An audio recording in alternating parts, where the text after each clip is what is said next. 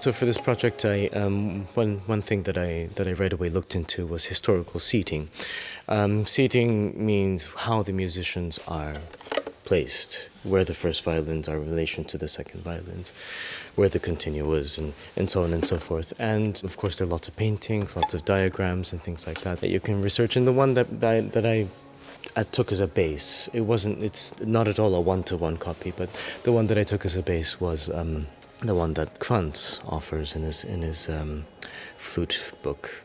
And one thing that always struck me was that the concertmaster, let's say the leader, the Anvoerder, whatever it's called, would often be found in a different place than we normally associate leaders or concertmasters to be. And usually today the concertmaster is sort of stage center and slightly to the left, so in front of everybody. It wasn't always the case. I found out in historical seatings, often in the inside, closer to the continuo.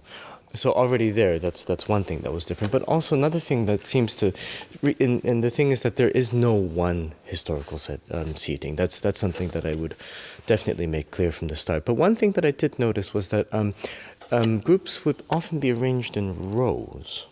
So you would have first violins, not first violins, sort of not in groups, but rather in rows. And for example, the second violins, the row of second violins would be behind the first ones, not next to. And the violas still behind that.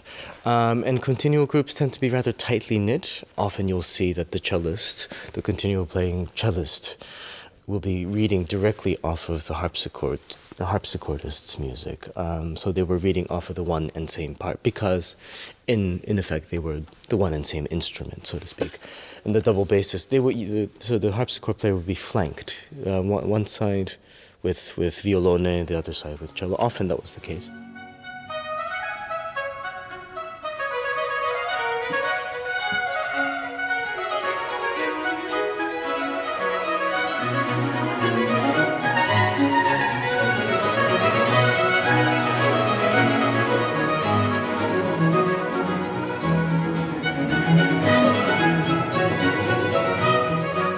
My findings were that it really worked well. It really, really worked well because I was right in front of Lucia, so in front of the principal string continuo player, let's say, and next to Siebe, the harpsichord player. So I was at much more in contact with the heart of the orchestra, the bass line, the heart of the orchestra, harmony. But then at the same time so just by turning a little bit this way, not only could the rest of the group see me, but also they could hear me as well. Because I would be, at least as far as the audience was concerned, behind everybody.